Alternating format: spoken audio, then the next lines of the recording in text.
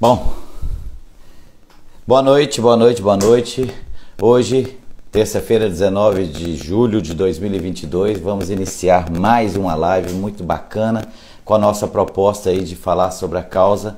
E toda terça-feira a gente tem esse bate-papo aqui com alguma pessoa relacionada à nossa causa ou com algum assunto importante.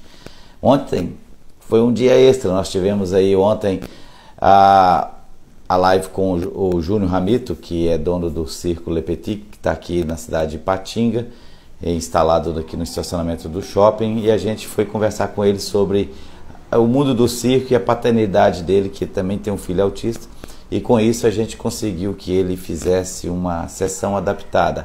Hoje, muitos autistas não têm condições de estar naquela sessão, naquele show, por causa do barulho, intensidade de luz, sonorização. Alguns números são bastante provocativos na sensibilidade do autista. Pois bem, ele adaptou uma sessão, vai ser sexta-feira, 18 horas, uma sessão específica com menos barulho, menos o Globo da Morte, vai ter aí a questão da iluminação, tudo adaptado.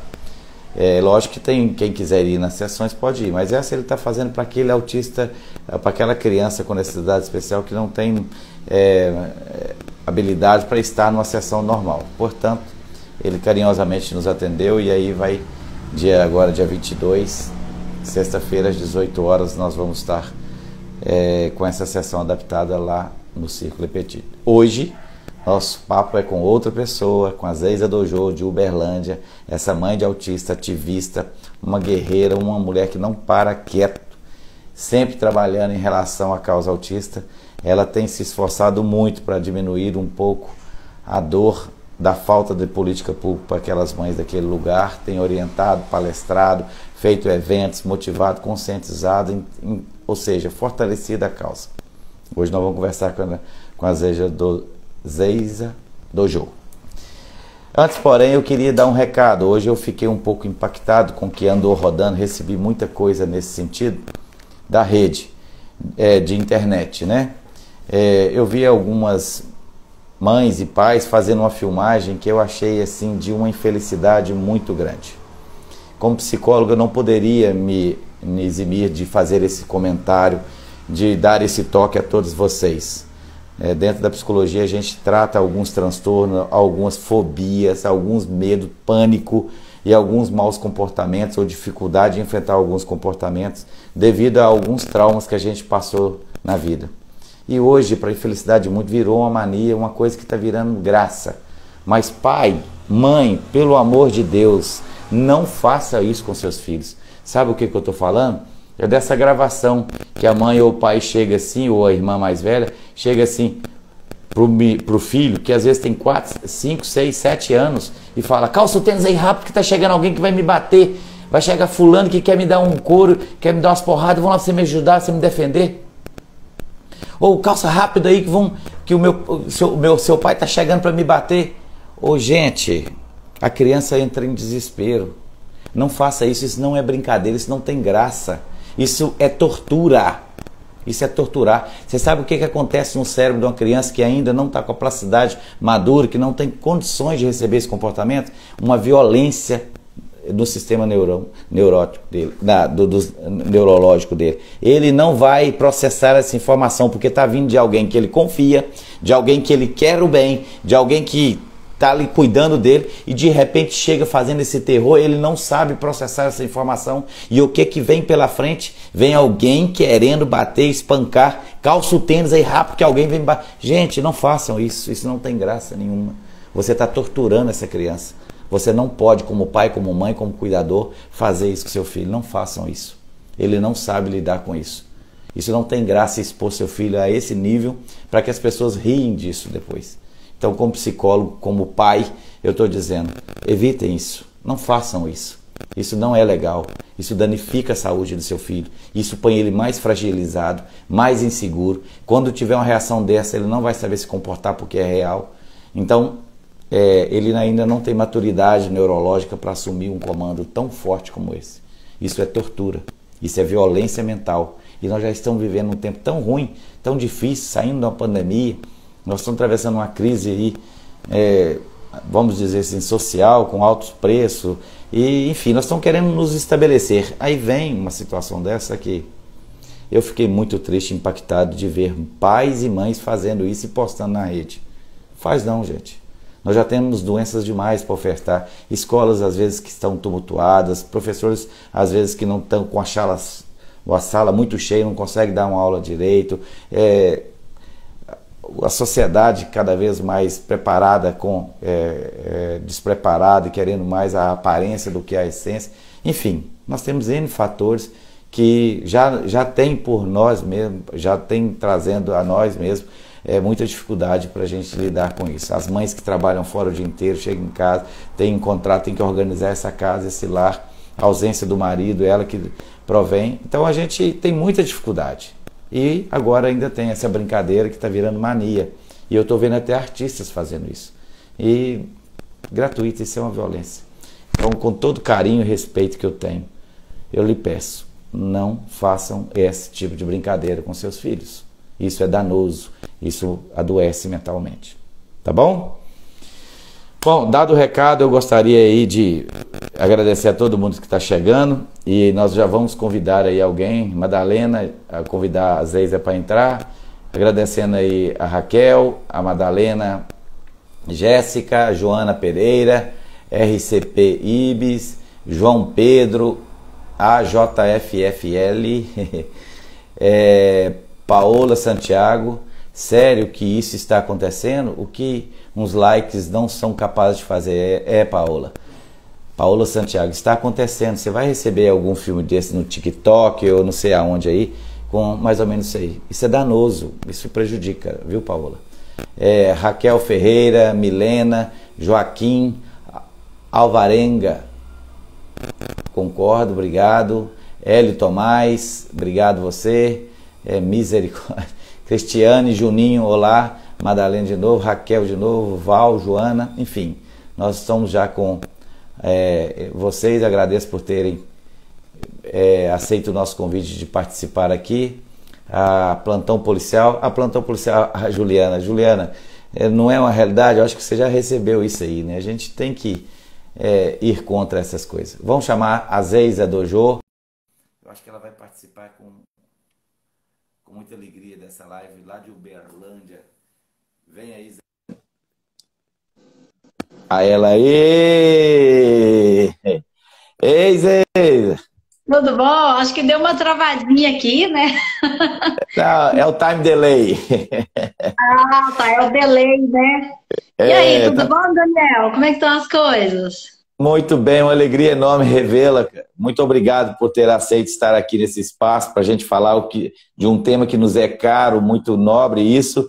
Obrigado pela dedicar essa hora aí na sua vida para a gente trocar de ideia, viu, Zeisa? Perfeito. Eu estou muito feliz aqui, tá? De estar aqui com você, Daniel. É o Daniel do bem, que é pai de autista, né?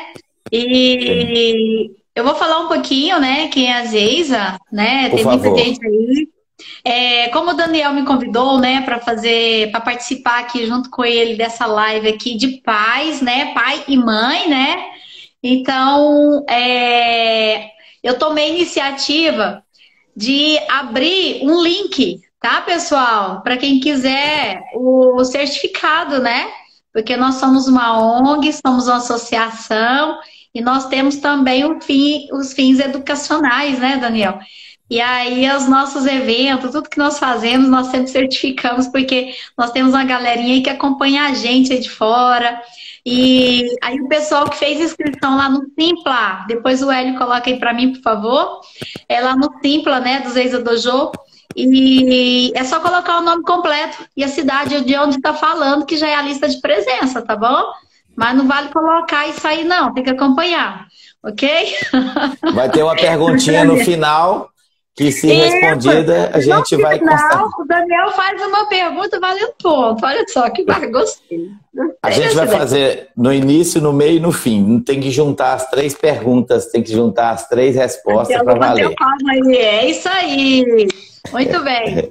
Gente, Daniel, muito obrigada por eu estar aqui hoje, né, pelo esse convite aí, a sua assessoria, né, entrou em contato. E eu fico muito feliz. Eu estou aqui em Uberlândia, né? Para quem não me conhece, eu sou Zeisa Dojo. Sou fundadora da Associação Zeisa Dojo Pro Autismo. Obrigada, Lola. Então, é porque tem uma galerinha aí. Vai falando, vai E o nosso prestigiando live, aí. assim, tá divertido, tá bom? Ó, tá dentro do meu padrão, então. Bem solto mesmo, né? Bem solto, conversando com a galera. Então, a Associação Zeisa Dojo, né, foi fundada há 8 anos atrás. E todos aí sabem já, né? Ela nasceu aqui da garagem da minha casa, na minha casa, né? E hoje está aí essa baita dessa estrutura, todo mundo participando. São mais de 6 mil famílias assistidas ao longo desses 8 anos.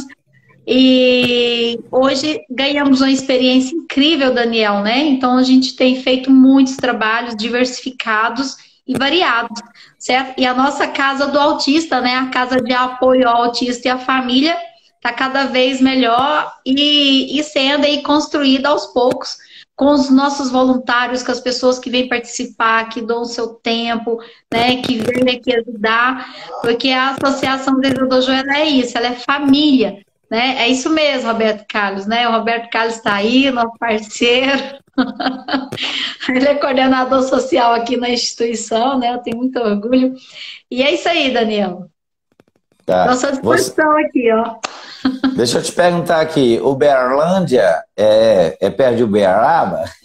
É perto de Uberaba, perto de Araguari, certo? Obrigada, Tá. Valdez. Então, aqui a gente está aqui pertinho, estamos bem no Triângulo Mineiro, viu, pessoal? São em torno aí, esse ano deve dar aí uns 850 mil habitantes, eu acho, né? Porque no último censo foi em torno de 700. Então, esse ano vai dar um pouquinho mais, porque nós tivemos muitas pessoas de fora que se mudaram, né? Migraram aqui para Uberlândia. Buscando, né, não só pais de autistas, gente, só para vocês terem ideia, pais de autistas, né, no ano passado, no ano retrasado, foi bastante, porque muitos, quando vêm para cá, procuram instituição, certo? Então, procurar associação, buscando apoio, parceria, né, orientações, que é o papel da instituição, né, e a instituição vai fazendo aí o seu papel, mas cresceu muito o número de pessoas que têm vindo para Uberlândia, né, principalmente de pessoas que têm deficiência, né, de filhos que têm deficiência, em busca de um socorro, em busca de ajuda, né? Eu não sei como é que está aí em Patinga, como é que está sendo essa realidade. Aqui está no mesmo batido. Aqui a gente tem uma associação chamada CIA, que é a nossa mãe aqui no sentido da causa autista, especificamente causa autista. Já tem 8 anos também que está na luta e este ano a gente conseguiu dar mais corpo a ela nesses trabalhos que a gente tem feito nos últimos 2 anos aí e dado um corpo maior para ela ser referência de fato na região para acolher essas famílias autistas, para formar, informar e também colocar essa sensibilidade aflorada para toda a população de Patinga, porque autismo a gente precisa conscientizar as pessoas na convivência. E você, quando começou a sua luta aí, tem quanto tempo? Você entrou na maternidade? Já tem que idade tem seu menino? Como é que é? Conta para nós. Então, meu filho hoje está com 15 anos, né? O meu filho, gente, eu vou evitar falar o nome, tá? Mas o Hélio escreve aí para mim, porque ele tá ali, se eu falar, aí não aceita, né? Não pode falar o nome dela aqui, tá bom? Mas o Hélio vai escrever aí para vocês. Então, eu já notei assim, algumas dificuldades, né? Quando ele era bem pequenininho, a dificuldade de interação, de socializar, todas aquelas dificuldades que nós pais enfrentamos, né, com nossos filhos lá na primeira infância. Aí na segunda infância a gente foi percebendo que foi ficando mais difícil, né? A socialização, a convivência, o desenvolvimento dele estava bem mais atrasado em relação aos pares da mesma idade. E aí tivemos que buscar outros meios. Indo atrás de possibilidades, né, de ajuda, foi muito difícil, porque você não encontra, né? As pessoas que estão aí sabem disso, né? Então as pessoas não encontram apoio, não encontram quem sabe. Gente, há uns anos atrás, eu não sabia o que era autismo. O que eu tinha de saber. Oi, Keila. Saudade.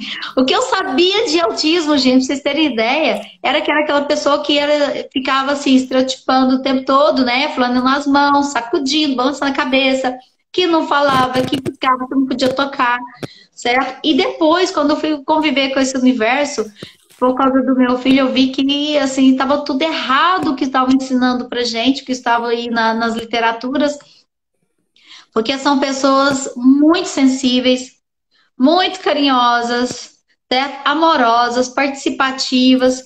E diante disso aí, né? Diante dessas dificuldades que eu encontrei, a rejeição, o preconceito, a exclusão, tudo que você já sabe, né? Tudo que nós vivemos, né? Então, tudo isso foi fazendo que eu visse assim, a necessidade de ter um espaço por conta do meu filho. E também, aí, quando eu comecei o trabalho aqui, né, foram aparecendo outras mães, outras famílias, foram chegando outras crianças. E eu fui recebendo essas crianças. E na época eu utilizava o karatê como ferramenta de terapêutica, né, com essas crianças. É, o karatê, olha que interessante, que eu sou professora de karatê, eu sou formada em administração, mas sou karateca, gente, sou campeã em um monte de vezes. E aí, Coitado do Hélio, gente, nem treta. coitado, né?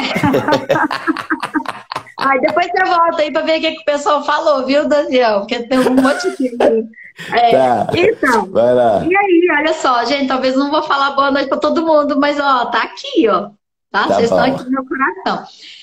Então, e aí, vendo essas dificuldades, essas rejeições e preconceitos, né? Resolvi fundar uma instituição, porque eu já trabalhava na área social. Então, por que não fundar uma instituição voltada para aquilo que era necessário naquele momento? E nada é por acaso, né? Então, a vinda do meu filho fez com que eu transformasse os trabalhos que eu já fazia na área social para outra vertente, mas sem deixar de fazer aquilo que eu fazia, né, Oi, Aurélio? E aí, o que acontece? A gente foi buscando informações. E nas primeiras aulas, Daniel, que eu comecei a dar aula de karatê, pra você ter ideia, eu não tinha a menor noção de como trabalhar com a criança autista que não fosse a minha.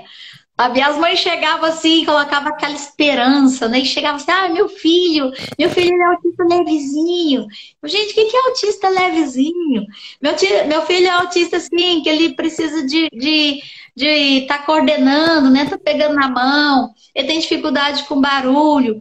Isso me desesperava, porque eu chegava em casa, eu chorava, gente, eu chorava, eu chorava. E eu falava assim, Senhor, me ajuda. Como que eu vou fazer para dar aula para essas crianças? E eu fui estudar, eu fui buscando informações, eu entrei em grupos de apoio, fui descobrindo que existiam grupos de autistas, né, de pais, e eu fui buscar essas informações. E aí, diante disso, né, eu fui aprendendo. E nesse aprendizado foram surgindo mais crianças, mais famílias. O que era 5 virou 150, 150 foi para 300, de 300 a gente deu um salto praticamente que dobrou. Na pandemia, nós computamos bem no início da pandemia de 800 para em torno de 1.200 famílias. Nós tivemos que Meu abrir mais Deus. grupos, mais grupos, mais grupos, porque já não comportavam mais os grupos de WhatsApp. E ninguém quer migrar para o outro, né, aplicativo, que é bem maior. E então, assim, a gente teve que ir abrindo grupos, né? De repente, a gente olhou assim, nós estamos, acho que hoje, com 7 grupos, se eu não estou enganada. Né? Então, assim, ó, hoje nós temos várias pessoas que nos ajudam, nós temos uma diretoria, e a nossa diretoria ela é formada por mulheres, ou é autista ou é mãe, certo? Então, a gente tem esse diferencial aqui, viu, Daniel? É pai ou é Não, mãe ou é autista, e isso é né? muito positivo, porque ninguém vai fazer mais para um para outro, porque todo mundo tem a mesma dor, a mesma sintonia, né? Ô Perfeito. Zeisa, deixa eu só te perguntar aqui. Em Uberlândia você começou seu trabalho. Aí o nome da sua atividade é Zeisa Dojo. Dojo é o Isso. quê? Então, vamos lá. Zeis é meu nome. Meu nome real, de batismo, né? E como eu faço karatê, gente, coincidentemente, né, durante a minha trajetória no karatê, eu descobri por professores que foram atrás, professor meu de geografia, falou, Zeisa, eu vou pesquisar seu nome. E aí pesquisaram meu nome, professores pesquisaram, falou, seu nome é oriental, a origem dele é oriental. E tanto é que no karatê, tu tirando o Z e colocando S, você pronuncia 6A, que significa sentar-se corretamente. Certo? Só trocando uma letrinha. E aquele sentar lá bonitinho, de perninha para trás, sabe? Aquela que dói as perninhas, né? É sentar-se corretamente. Então, se você trocar o Z pelo S, né? Só invertendo aí. Tanto é que os paulistas até brincam muito comigo. Eles me falam 6A, eles não falam 6A, eles falam 6A, 6A, brincando, né? E o nome, ele significa disciplina. Zeiza significa disciplina. E o dojo é um local para a busca do conhecimento, é o tempo sagrado, é o local onde você vai para aprender e para ensinar. Então, quando um professor ele entra no dojo, é o local mais sagrado que tem. Ele tira o sapato, ele reverencia, né? Ele tem, ali ele se despe de todos os orgulhos, de tudo que ele tem ali de pessoa, né? De ser humano que tem as dificuldades dele.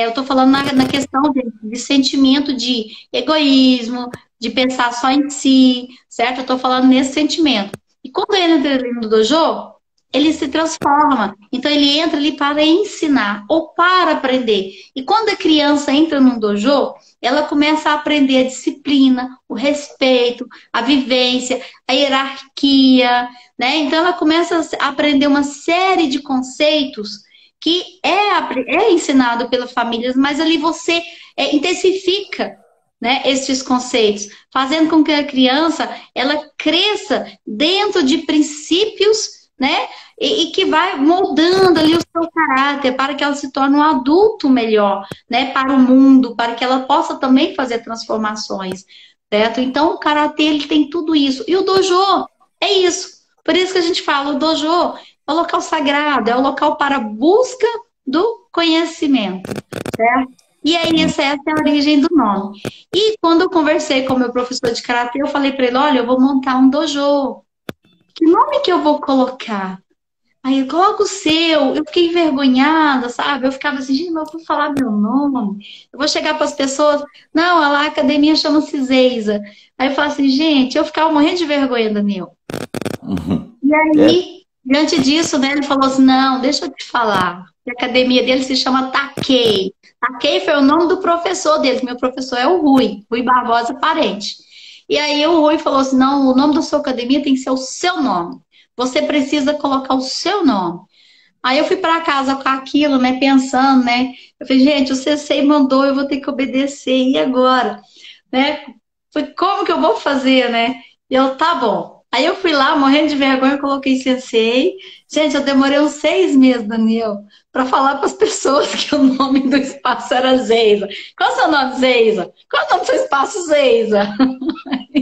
Eu demorei uns 6 meses para poder, né? E até entender tudo aquilo, aquele processo, né? Hoje não, hoje eu chego e falo, é a Associação Zeiza para o Autismo, né? Porque hoje não é só o karatê, gente. Hoje nós temos balé, dança do vento, nós temos capoeira, nós temos musicalização, nós temos várias atividades neuropsicopedagógicas, nós temos atividades com psicólogo, nós temos terapia familiar, nós temos hoje várias atividades, inclusive até um aparelho de pilates nós compramos para você ter ideia, que é para fazer fisioterapia com esses meninos, né? Com esses jovens. Então, assim, a gente foi... Hoje a Associação Zeiza Dojo, ela se transformou, né? Então, não é mais, assim, aquele espaço para você que eu utilizava para ensinar karatê adaptado. Porque quando as crianças foram chegando, eu tive que ir adaptando o karatê para elas, porque eu vi que o karatê que eu aprendi, eu não tinha como ensinar da mesma forma. Porque cada um aprende de um jeito. E aí, cada criança tem o seu perfil. Então, eu tenho que analisar aquela criança, por exemplo, seu filho chega para mim, Daniel, e aí você fala, Zeiza, dá aula pro meu filho, ok. Aí vamos supor que seu filho seja nível 2 de suporte, ok? Né? Aí seu filho é 2 de suporte, ele tem algumas estereotipias, ele tem somente 5 segundos de concentração, ou 10, ou 12, certo? E aí eu preciso adaptar a aula para o seu filho. Tem que ser específico. Então, o que acontece? Eu vou ter que observar o seu filho, fazer uma avaliação. Aí, depois que eu faço essa avaliação, eu vou estruturar a aula para ele. Só que eu tenho 20 alunos junto, porque eu trabalho, é um projeto de inclusão, certo? Isso, certo. Fernanda tem que adaptar, né? Para todo mundo. A Fernanda é professora nossa, faixa preta. E aí... a gente pega, adapta, eu tenho que falar a gente, porque agora ela também dá aula, né? O Tiago dá aula, o Thales, que também está dentro do espectro, ele dá aula, certo? E aí a gente foi adaptando, né? Então vamos criando os meios, né? Formas de trabalhar essa criança para que ela também pudesse fazer junto com os outros, porque nós temos crianças autistas e não autistas. Isso foi só crescendo. Então hoje nós somos referência aqui. Quando você fala em karatê para autistas, os professores de Minas falam, é a Zeisa, manda para a Zeisa. Não é que eles não queiram atender, certo? Mas é porque realmente virou referência e essas pessoas nos procuram. E muitos professores também nos procuram pedindo consultoria, Daniel. Né? Como que eu vou lidar com essa criança que é nível 3 de suporte? Só que eles não sabem, muitos professores não sabem o que é 3 de suporte. Muitas pessoas não sabem quais são os níveis do autismo. Né? Muitas pessoas não entendem as diferenças. Muitas pessoas não entendem que dentro de um autista de nível 1 de suporte, que é o antigo autista leve, existe um universo de variações de autista do nível 1. Não é isso? Você convive, você sabe. Uhum. Então, por exemplo, você tem um nível 3, você convive com um universo de autistas nível 3 de suporte, e cada um tem a sua variação, nenhum é igual ao outro. Então, não tem como você dizer, esse é mais autista ou esse é menos autista, não existe isso. Ou que eu tenho um pouquinho de autismo. Né, Daniel? A gente escuta muito isso, né? Eu queria só confirmar isso que você está dizendo, gente, porque eu estive aí com a Zeisa. Eu fui em Uberlândia e eu vi o espaço dela. E eu queria, Zeisa, se me permite, com muito carinho, dizer, gente, não é nada de assustar, é só ter coragem para fazer. Eu vi uma pessoa muito acolhedora, um espaço muito nosso, a gente chega, fica à vontade, muito simples. Ela serve uma comida lá que eu comi 2 vezes. É a mesma comida que todo mundo come. É a comida que as pessoas que não têm o que comer passam lá e pegam a sua. Ou seja, é um espaço realmente social, né? E ela se determinou isso aí. Então, quando eu cheguei lá, eu falei assim, nossa, perfeitamente aplicável em qualquer lugar que tem coragem de fazer a questão, que tenha vontade de ajudar o próximo, de intervir. No caso da Zeisa, ela foi chamada para a causa autista. Por quê? Tanto eu como Zeisa vivemos a dor, a ansiedade, o sentimento e também as alegrias de ser pai e ser mãe de autista. Portanto, quando a gente determina que somos... vamos falar isso, porque a gente não fala assim, ó, o meu sonho por exemplo, eu sou pai de autista. Com a paternidade, eu não sonhei ser ativista da causa. Com a paternidade, eu fui ensinado, eu fui chamado, ou seja, a proposta estava aí. Eu poderia ficar dentro de casa e não ter nada, e ter cuidado do meu filho, né? Mas acontece que a gente tem essa natureza de esticar o olhar para frente, de buscar, de ter alternativa. Então, assim como a Zeisa faz, a gente faz aqui, tem outras mães que também fazem trabalhos belíssimos, gratuitos, voluntários, e que muitas das vezes não são valorizados, como o poder público, por exemplo, que é uma fartura danada, farta médico, farta remédio, farta terapia, farta atendimento, farta tudo. Achei que você ia falar que estava uma fartura. Aí vem uma Zeisa Dojo,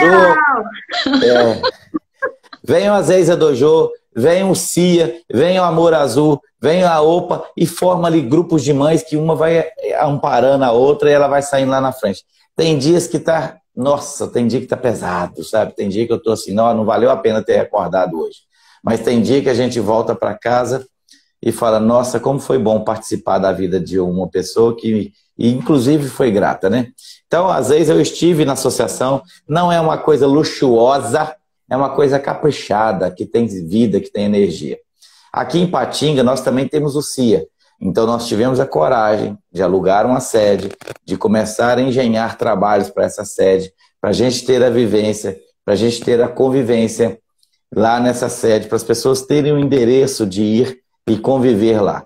Mas tudo é muito tímido, porque as pessoas ainda têm que despertar essa cultura. Então, você joga luz em muitas associações, viu, Zeisa? o seu jeito de fazer, com simples aula de karatê. Eu vou dar para um. Daqui a pouco esse um trouxe 2, esses 2 trouxe 4, esses 4 trouxe 8. Hoje vocês são aí uma família enorme.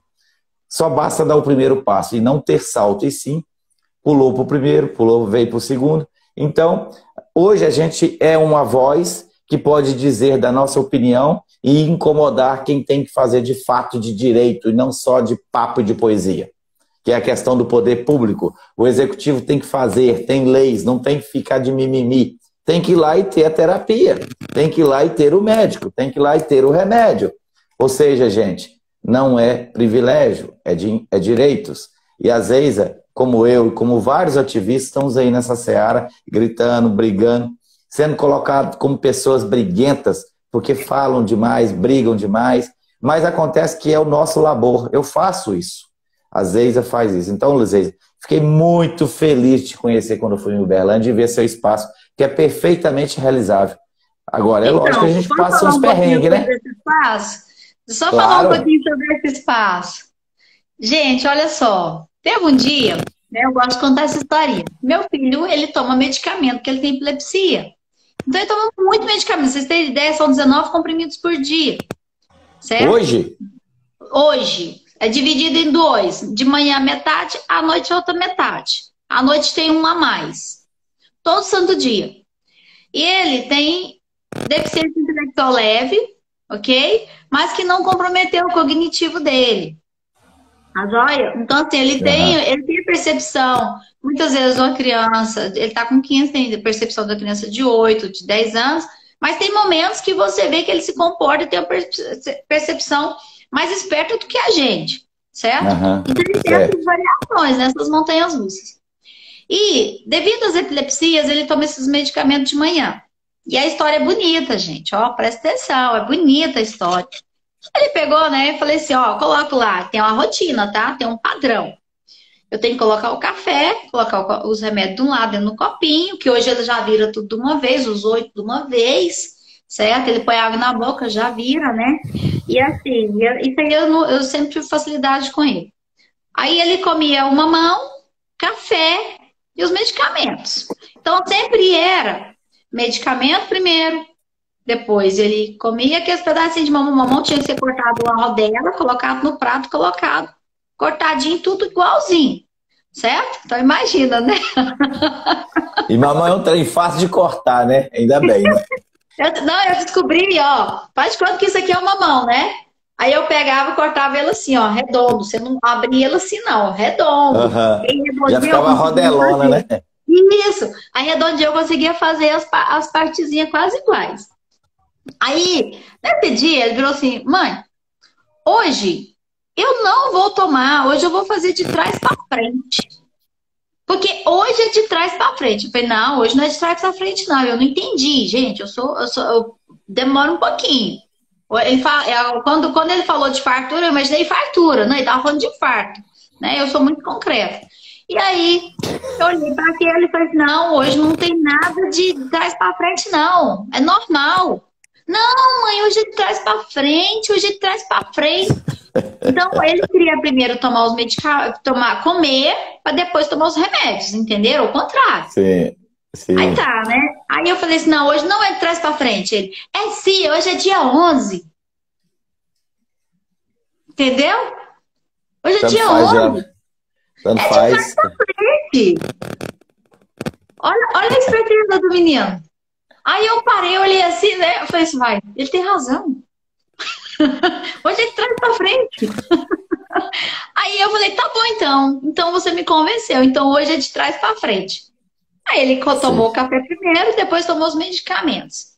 E quando a gente foi montar aqui a instituição, sem recurso, sem nada, que é o que o Daniel está falando aí do nosso espaço, mas se vocês entrarem na nossa parte, vão ver que local mais acolhedor que é, as meninas estão aí, as nossas diretoras, que não me deixam mentir, sabe muito bem como que é maravilhoso nosso espaço. E é um espaço assim acolhedor mesmo, aconchegante. E quando a gente começou a fazer, né, a gente não tinha recursos. Aí eu falei assim, gente, vamos fazer de trás para frente, vamos seguir o exemplo dele. Aí eu falei para as mães, eu falei assim, olha, vamos usar a inteligência, a sabedoria do meu filho? Ele falou que hoje tem que ser de trás para frente. Então, hoje tem que ser de trás para frente. Nós não temos como construir, levantar o prédio e começarmos a atender. Nós precisamos fazer de trás para frente. Boa, então, boa. vamos começar a acolher essas famílias, vamos atender essas famílias e nós vamos construindo à medida que for, tendo recurso. Tendo recurso, nós vamos fazendo. Então, nós vamos fazer de trás para frente também, usando a sabedoria dele. Certo? E essa historinha, né, virou o que é hoje. Então, hoje a gente ainda está de trás para frente, mas a gente está quase invertendo, né, Daniel? Boa ilustração, olha, gostei demais, sabe por quê? A gente a gente quer sentar em cima da rotina, porque e aquilo quando sai fora, não porque a gente não precisa ação, mas, por exemplo, tem criança que come só num prato, bebe só num copo, come só com a colher, e quando aquilo quebrar ou estragar ou sumir, pronto, tem uma crise ali. E às vezes, muitas das vezes, a gente não prepara para essa perda do prato. Então a gente também não faz o de trás para frente. Não, vamos comer...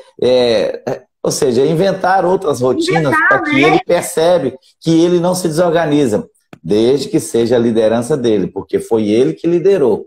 Se ele liderou, ele está dentro de uma situação de conforto, ele não vai se desorganizar, que a proposta foi dele. A partir da proposta dele, pronto, nasceu o Zezé Dojo em termos de acolhimento. Perfeito, Daniel, é isso mesmo. Daniel, teve uma mãe lá atrás que perguntou sobre diagnóstico, se não diagnosticar na infância, certo? Acho que foi a Valdete, não lembro, tá, Valdete? Se foi você, fala aí pra mim. É porque é o seguinte, eu posso responder, né, Daniel? Apesar de que o psicólogo especialista é você. Não, vamos nessa. Então, eu intero daqui, você intera daí. Então, olha só. Nós temos hoje muitas pessoas que não foram diagnosticados na infância. Meu filho, por exemplo, só teve o diagnóstico aos 9 anos e meio, justamente por ter um autismo nível 1 ou leve, como era chamado, certo? Então, é mais difícil, porque é clínico. Não existe um exame para você falar, para ver se você é autista ou não. E o autista não é aparente, certo? Então, qualquer um, o Daniel pode ser autista, né? Então, assim, você olha para a pessoa, você fala, nossa, por isso que muita gente fala, nem parece autista. Só que quando a pessoa fala nem parece autista, é porque o conceito que ela tem de autismo é o mesmo que eu tinha há muitos anos atrás. Então, quando eu falava em autismo, na minha cabeça, vinha aquela pessoa estereotipada, aquela pessoa com dificuldade, aquela pessoa que não falava, aquela pessoa que ficava isolada. Olha o conceito que eu tinha, certo? Isso mudou totalmente na minha cabeça. Então, quando a pessoa fala nem parece autista, muitas vezes é porque ela desconhece mesmo. Ou que ela tem esse conhecimento é muito arcaico, é muito antigo. Né? Preconceito. Então, Valdete, olha só. Quando você não é diagnosticado na infância, talvez porque foi passando, foi camuflando, foi tendo, você foi se moldando ao meio, ou então essa criança ela foi deixando, foi passando, né, e ela foi vencendo algumas dificuldades, ela pode sim ser diagnosticada na vida adulta. Agora, quanto mais cedo, melhor. Quanto mais cedo você tem um diagnóstico, mais rápido você consegue fazer as intervenções. O diagnóstico é para isso. Aí, ó, a Francine aos 25. E Francine, olha só, hoje eu tenho 50, tenho o dobro da sua idade, menina. E olha só, eu já fiz 2 levantamentos já. E agora eu tô fazendo o segundo com a Fabiana. E ela falou assim, Zeisa, não tem jeito. Por quê? O autismo é genético. Certo? Um é autista. Ou é o pai, ou é a mãe, ou é a avó, ou a avó, ou é o tio. Alguém é? Não é assim, Daniel? Isso. 81% é nessa árvore. Então, porque se é genético, certo? Alguém é. Aí, ó, a Paola. Depois eu quero conversar com você, viu, Paola? Vamos trocar ideia. Eu quero conversar com essas mulheres. Me chamam no privado. A gente tem muito que conversar. Olha só, então, eu tô sendo avaliada de novo. Por quê? Porque eu descobri, depois que eu fui entender sobre autismo, as dificuldades que eu passei na infância, as dificuldades que eu passei na adolescência, que foram muitas. E até os 33 anos eu tive muita dificuldade de interação social. Muita dificuldade. Eu fui fazer curso de. Ah, beleza, meu amor, vou falar do estudo aqui, ele quer que eu fale. ANS, PTE e BGE, falo. Então, já falo. Tem um tempinho ainda. Então, olha só. Eu fui ver as dificuldades que eu tinha e eu fui vencer muitas dificuldades depois dos 33. Por quê? Eu comecei a fazer curso de oratória. Eu comecei a me organizar melhor. Eu arrumei uma amiga que me ajudou muito porque ela tinha um pé na psicologia e um pé na administração. Então ela foi um divisor de águas para mim porque ela me ajudou demais. Às vezes eu vou te ensinar a falar olhando nos olhos. Eu não olhava nos olhos. Eu perdi emprego, eu perdi oportunidade de vendas, que eu gostava de mexer com vendas. Eu deixava de cumprimentar as pessoas na rua. Eu me escondia atrás de porta para a pessoa não me ver, porque eu tinha vergonha, certo? E eu não entendia por quê. E todas essas dificuldades eu fui encontrando pessoas que foram me ajudando. Então, muitas vezes, quando eu estou conversando, Daniel, quando eu estou conversando com você, o Eli está do meu lado traduzindo. Então, por exemplo, eu estava conversando com o pai ontem, ele falou assim, o leão mordeu as costas do Davi, acho que é Davi o nome do menino. Como assim o leão mordeu as costas dele? Como é que ele tá? Aí a mulher começou a rir. Aí eu olhei assim, demorei um pouquinho, como assim o leão mordeu ele? Onde que foi isso? Onde vocês estavam? Que tinha um leão que mordeu ele tá bem? Não, Zeisa, eu que mordi as costas dele, o leão sou eu. Eu falei, entendeu, Daniel? Eu falei com a... eu tive uma live com a Flávia lá de Juiz de Fora e ela estava me dizendo... Aí quando eu fui falar da importância de andarmos juntos, de sermos unidos, aí eu disse para ela, porque catitu fora da manada é papá de onça. Aí ficou em silêncio. Aí depois que eu falei assim, desculpa, Flávia, perdão. Com meu filho aqui, eu estava fazendo uma manutenção aqui, falei, pega lá para mim, Augusto, rápido, vai no pé, volta no outro, tadinho. Uai. Foi pulando, né? Falei, desculpa, Augusto, vem cá, filho, desculpa. Então, a gente às vezes cai nas ciladas assim, né? E isso é importante a gente começar a ver, até quem convive, às vezes faz. Então, a gente precisa ter também um pouco de compreensão com o de fora, porque ele não tem que saber, mas a partir da minha presença no ambiente, eu preciso mostrar para ele como é que é isso, porque vai evitar que ele pague constrangimento, que ele vai judiar, que ele não vai acolher, enfim. Tem uma série de coisas assim que eu tô dentro e eu sou obrigado a fazer essa conscientização, né? E aí a gente tem que ter caridade com quem não sai, né? É verdade. É verdade, mas eu uso muito uma frase assim, desconhecer já é preconceito, porque com tanta mídia, com tanta gente ensinando, mas a gente realmente tem que ter paciência sim, Daniel, você tem razão. A gente tem que saber levar, esse é o nosso papel também, né, de ONGs, né? Nós temos que levar o conhecimento para a comunidade, mostrar para a comunidade que existem cérebros que são diferentes, pessoas que pensam e se organizam diferente. Pessoas que se organizam igual todo mundo. Porque, olha só, vou dar um exemplo dos típicos. Quando você está numa fila de espera, você só não entra em crise porque você sabe se organizar. E você se organiza tão rápido. Só que o autista ele tem um pouquinho mais de dificuldade de se organizar. Ele não vai nessa mesma velocidade. Então, muitas vezes, você fica batendo a mão, você fica puxando, passando a mão no cabelo. Eu vejo menina passando na mão no cabelo 10.000 vezes. Ou então sacudindo a perna, tremendo o pezinho ali, batendo o pezinho no chão. Isso é estereotipia, poxa. Levando a mão no nariz, sabe, coçando a cabeça. Isso é estereotipia. Então, o que você está fazendo nesse momento que você está guardando e você faz esses movimentos? Para que serve? E você nem percebe. Para se organizar, né? Se organizar. Isso mesmo. Daniel, pode falar. Desculpa. Não, eu só queria falar da Francine. Me parece que a Francine é lá de Camanducaia, é o próximo de Camanducaia. Eu estou vendo aqui Projeto Paternidade Autista. Também falei lá com a Jamila, lá de Camanducaia, e ela escreveu, essa menina aqui, a Francine, que foi diagnosticada, estou tentando achar, me parece que é ela. É porque é tanta gente que a gente conversa, mas eu me lembro que ela escreveu. É você mesmo, né, Francine? E ela escreveu um livro, sabe? E ela está se organizando. É maravilhoso. Mas vou voltar aqui. Deixa eu te falar. É lógico que Uberlândia deve ter uma quantidade. O Hélio está mandando a falar da ANS, CPTE e IBGE. Eu vou falar, calma, tem tempo. Deixa eu só falar. Vamos falar assim. Em Uberlândia tem aí uma população considerável de autista, né? A gente sabe que quanto maior a cidade, maior o problema, maior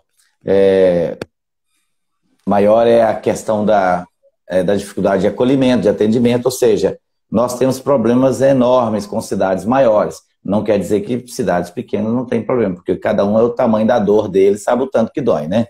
Mas em Uberlândia, você tem aí, já é uma referência, né? Aí a Francine. É você, Francine, que a gente participou lá com a Jamila de Camanducaia, e você falou que vai se transformar numa palestrante, não é isso? É você? Eu acho que é ela mesmo. Ela vai confirmar aí. E aí a gente... Francine, eu não falava nada, viu? Isso aqui que eu tô fazendo não fazia não, viu? Foi treino. Foi treino. Mas de políticas públicas, assim, de fluxo de atendimento, em Uberlândia já está consolidado? Então, a gente sabe, né, que tem aí, né, alguns projetos. A associação, ela luta muito por políticas públicas. Então, já fazem 8 anos que a gente vem aí empreendendo, né? Escrevemos vários projetos, apresentamos vários projetos para a Câmara Municipal, para vários vereadores que foram apoiadores, que lutaram junto conosco, certo? Que eu preciso, assim, também agradecer a eles, que pegaram o nosso projeto, foram lá e colocaram. Porque, querendo ou não, a gente precisa do legislador, certo? Tudo é política. Tudo é política. Porque se eu quero um atendimento prioritário, eu quero que o laço do autismo esteja nas placas de atendimento prioritário, isso é política. Então, eu preciso escrever... E tem que ter uma lei para isso. Isso, eu preciso, isso mesmo, Sophie. Então, eu preciso escrever, levar para o legislador, porque muitas vezes ele não sabe o que é autismo, ele não entende o que é autismo, certo? Ele tem dificuldade porque ele não convive, certo? Às vezes não é nem culpa da pessoa. E aí a gente tem que ir lá, levar e falar, nós precisamos disso. Ok, então aqui nós já colocamos o laço do autismo em todas as placas de Uberlândia, atendimento prioritário, tanto público quanto privado, tem o laço do autismo. Foi projeto da Associação Zizo Dojo, que apresentamos legislativo, vereadores colocaram para votar. Nós criamos, colocamos a lei da CIA, que é a Carteira de Identificação do Autista, antes da lei Romeu Mion, gente.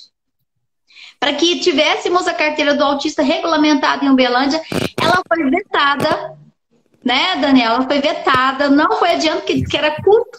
Gente, se a gente tivesse tido essa carteira há 4 anos atrás, antes da lei Romeu Mion ser sancionada, hoje nós tínhamos um censo. Vamos parar para pensar. Hoje nós teríamos um censo em Uberlândia e estaríamos trabalhando políticas públicas para essas pessoas com mais qualidade.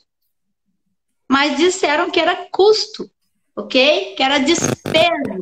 Ou seja, gente, nós somos despesa. Aí, ok. Tô falando, viu, Daniel? Não me derruba, não. Eu tenho que falar. Opa, se você não falar, as pedras falarão. Se você não falar, as pedras falarão. Nós somos iguais nesse ponto.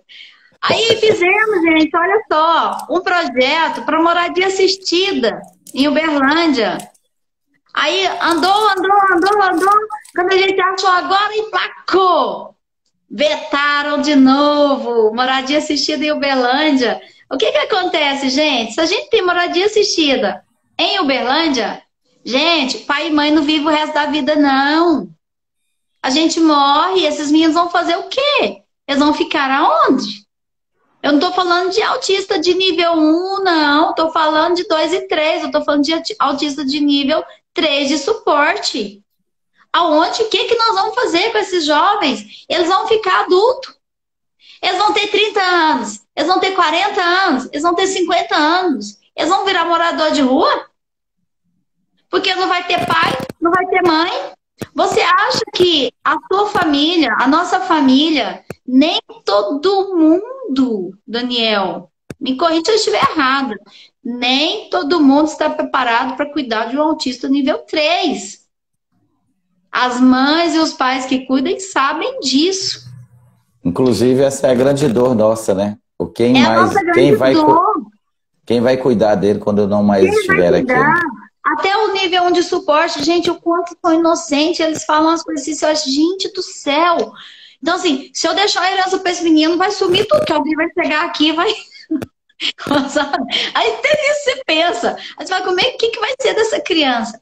E aí, porque ela vai virar adulto. Então a gente precisa de moradia assistida. Falo mesmo, viu, João Marcos e Vitor Hugo, o diário.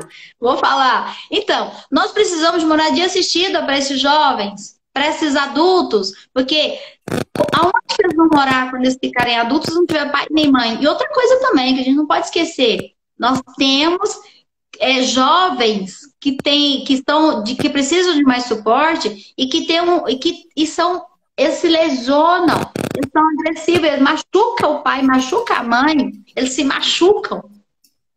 Como que você vai tratar? Você acha que o tio vai cuidar? Eu acho que não. É por isso que a gente precisa pensar em políticas públicas integrativas que resolvam o problema, né? A questão da pelo menos, né, a contribuir, né? Inclusive residência. Outra coisa, nós fizemos essa lei, foi vetada. Ok. Com relação à CIA, aí no 2020 teve a CIPTEA sancionada pelo presidente. Quem lembra disso? Foi em janeiro de 2020, certo? Só que veio uma lei em branco. Você sabe o que é lei em branco? A lei em branco é um modo de falar, tá? Ela vem com a regulamentação dela a nível nacional. Só que os municípios e os estados precisam regulamentar para que ela possa ter validade. Não é isso, Daniel? Sim, aqui... é legislador. Então, se eu não chegar no Daniel, que é vereador Ipatim faz Daniel, eu tô com essa lei aqui. Eu preciso que ela seja regulamentada. Ela existe. O Daniel vai pegar essa lei, vai escrever. Não falei que era uma lei em branca, que ela tem uma parte em branca? Aí o Daniel vai lá e vai colocar. É necessário que para a emissão da CIPTEA haja, por exemplo, seja feita pelo CRAS. Como que vai se dar isso? A família vai ter o CRAS, vai levar documento, vai levar laudo, e vai emitir gratuitamente. Ele escreveu, ele preencheu. Aí vai para a Câmara, vai para a comissão, vai para a Câmara para votar, vai para a Prefeitura para dar o ok, volta para a Câmara, não é isso, Daniel? Sim. Certinho? Essa é a tramitação. Aí depois é que vira lei. Isso é regulamentar. No grosso modo, resumindo, é regulamentar. O que nós fizemos? Aí chamamos o CONPED, que é o Conselho Estadual de Direito, que luta pelos direitos da pessoa com deficiência aqui em Minas, na pessoa do senhor Roberto Carlos. Nós acionamos direitos humanos, acionamos a CEDESE, aí todo esse povo junto correu atrás, a carteirinha hoje existe para toda Minas Gerais. Pronto. Tão simples. Por que nós queremos a carteirinha? O RG vai vir com o símbolo. Gente, mas nem todo autista quer o símbolo no RG dele. Ele tem o direito de escolha. Não é porque na identidade vai ter o símbolo que você pode ir lá e fazer. Seu filho tem o direito de escolha. Se ele entende, ele tem o direito de escolha, ele vai falar para você. Ele vai falar, mãe, eu não quero esse lá assim, não. Como se a gente fosse obrigada a carregar esse outdoor, né? Esse aviso. Isso. Aí, o que acontece? Quando a mãe tem uma carteirinha de autista do filho, ela consegue diminuir a carga de documentos que ela carrega na rua para levar essa criança onde é necessário e ter os seus atendimentos validados e prioritários e de direito. Certo? Sim, tem o RG com símbolo, viu? Desde março. Tá? Eu sou autista 2021, desde março. O que acontece? Você tem que ir lá e tem que pedir. Só que, igual eu tô te falando, se a pessoa é cadeirante, ela também tem direito a ter o símbolo. É todas as deficiências, tá? É todas as deficiências. Mas se a pessoa é cadeirante e ela não quer, ela não quer. Você não pode obrigar. certo? Mas Certo. todo mundo sabe que ela é deficiente, quando ela chegar lá no cinema, ela vai pagar meia. Tô dando um exemplo. Se ela chegar na fila, ela tem prioridade. Agora, o autista, ele não tá numa cadeira de rodas. Ele não tem a aparência de quem tem Down. Ele não tem a aparência de uma pessoa que eu nem sei quem que foi que inventou isso, tem que ter aparência, certo? Então, Uhum. você não consegue identificar. Então, a carteirinha vai identificá-lo que ele é autista. Onde vai? Vai no... Você pode ir no... Aqui em Minas tem a UAI Documentos. Ou então você vai no portal do cidadão.mg.gov.br, que lá tem as informações. Tá? mg.gov.br. Põe para vocês também, que ele tem uma equipe fantástica. Eu vou colocar aqui, mg.gov.br. Essa é cidadão.mg.gov.br. No mg.gov.br já direciona para lá. Porque isso é feito também. Perfeito, Daniel. Olha, tá vendo? Então, isso, igual as pessoas surdas. Então, esse é um direito. Só que nós conseguimos para Minas inteiro. Nós queríamos para Uberlândia. Não conseguimos, foi vetado. Aí nós contornamos, nós somos água, não é isso, Daniel? Nós podemos de trás para frente, a gente é água. Então a gente contornou, foi lá, fizemos para o estado inteiro. Beleza, ok. Outra lei, né? Que o Hélio estava falando da ANS. A ANS, em 2020, nós entramos com a ação civil pública. Questionando, eu não sei falar as palavras certas, não, tá? De direito, né? Isso é coisa de Hélio. Mas alô, Hélio, chamando Hélio, assessoria. Então, nós entramos com a ação civil pública para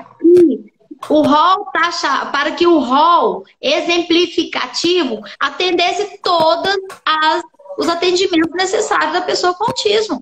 Que não houvesse limitação. Nós fizemos isso junto com o promotor público, que é o doutor Fernando Martins, aqui de Uberlândia. Ele que escreveu todo esse processo. Então, isso já foi feito em 2020. Aí agora estão falando em ANS, em rol taxativo, que o autista tem direito, mas olha a quantidade de Zeisas Dojo aí no Brasil que fizeram essa representação há 2 anos atrás. Que eu tenho certeza que não foi só a gente aqui, certo? Sim. Ok. Outra coisa, IBGE, nós conseguimos protocolar documentos solicitando para que o autismo entrasse no centro do IBGE.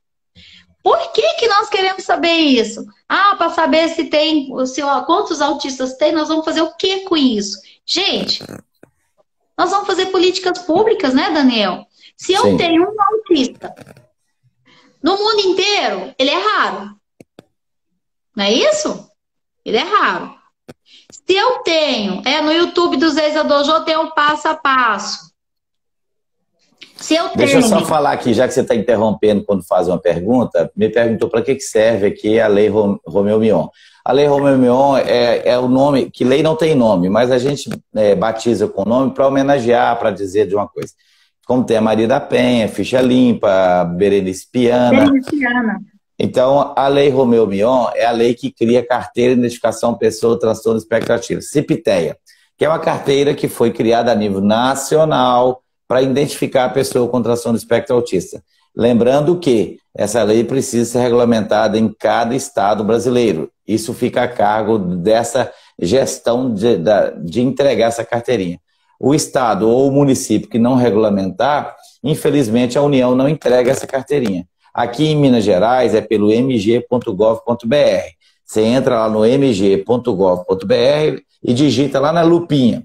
CIPTEA, com P de pato mudo, CIPTEA.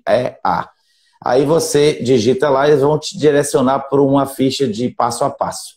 E aí você faz o seu agendamento e levando os documentos. E do ladinho tem uma agenda nessa página. E você agenda qual é o dia que você pode ir em uma agência do UAI mais próximo da sua casa. Se na sua cidade não tem UAI, eles vão te jogar para uma cidade mais próxima. Isso pode estar a quilômetros e quilômetros. É por isso que você pode fazer... nós conversamos com o pessoal da CEDES, eles enviam pelo e-mail, certo? Quando você faz pelo portal. Oi, Renata. A Renata Poeta, lá de Juiz de Fora. Então, olha só. Olha como é que a gente tá famoso, viu? O povo tá tudo aqui. Então, Daniel, olha só, essa carteirinha, aí eu falei da ANS, eu tô falando do IBGE agora. Então, no IBGE, o que nós fizemos? Nós protocolamos um documento para o senador Carlos Viana, certo? Isso em 2019. 2019, solicitando para que fosse incluído o autismo no censo do IBGE. Aí, ao mesmo tempo que fizemos isso, gente, muitas pessoas aí, olha, de muitas ONGs, de muitas instituições, o MOAB, que é o Movimento Orgulho Autista Brasil, que eu tenho o maior orgulho, que eu sou coordenadora dele aqui em Uberlândia, é o maior movimento, o maior movimento de autistas que tem no Brasil. E aí, todos entraram com esse pedido para que fosse colocado o autismo no censo. E a Associação Zezé do Jô fez isso. E conseguimos. Só que 2020 não teve censo. Aí foi agora, vai ser agora 2021. Então agora nós vamos ter 2022. Uma pergunta lá. É 2022. Nós vamos ter uma pergunta lá. Tem autista na sua família? Vai estar lá a pergunta, gente. Só que, Daniel, mais uma vez vem as armadilhas, né, Daniel? O que acontece? Se você responde que tem um autista, é porque você tem laudo. Concorda? Sim, sim. E aquele autista que tem investigação que você não tem laudo, como é que você vai fazer? Ele não vai entrar no censo? Aí, olha só, aí nós temos hoje 1 a cada 44 crianças tem autismo. Ontem eu estava vendo no Céu Lacerda falando de 1 a cada 30. Eu ainda não vi esse dado. O CDC lançou a nova pesquisa dia 5 de julho. Isso é nos Estados Unidos, essa pesquisa é americana, no Brasil não temos nada. Então, lá nos Estados Unidos, que é um dos 3 países que mais mede autismo no mundo, Canadá e Alemanha, juntamente formam esse trio, nos Estados Unidos foram lançadas uma pesquisa desde 44 com dados de 2018. Então, a JAMA Psychiatric lançou essa pesquisa com dados, mas o público investigado é de 3 a 9 anos. Em 2019 e 2020, o mesmo JAMA fez uma nova pesquisa, só que incluindo a idade de 3 a 17 anos. E aí, a nova realidade do autismo nos Estados Unidos é 30 nascimentos para um autista, ou seja, um aumento de mais de 32%, que o próprio CDC acredita este aumento na informação, na conscientização, onde os pais estão mais atentos aos comportamentos dos filhos, e com isso, ao menor sinal, eles vão procurar uma ajuda profissional. Daí é que teve esse aumento. Porém, aumentou a idade do público pesquisado, e esses dados é de 19 e 20. Foi lançado agora, dia 5 de julho de 2022. Daniel, perfeita a sua explicação, perfeita. Ó, a gente gravou aí, né? Quem não gravou depois... A live vai ficar gravada. Isso, depois volta para ver esse pedacinho que é muito importante. Então, olha só o que o Daniel falou pra gente, porque eu vi isso ontem, né? O Luciano Lacerda falando, aí é bom que você trouxe 1 a cada 30. Só que aqui que o Daniel falou, até 17 anos. Só que e um monte que nós temos aí que estão sendo diagnosticados na vida adulta. Vocês já pararam para pensar, gente? Nós devemos estar com 1 a cada 15 a 16, né, Daniel? Pela lógica, né?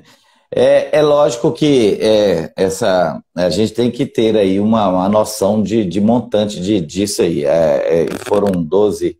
Foram pesquisados aí a população, cerca de 12 mil e poucos nesse fronte pesquisado.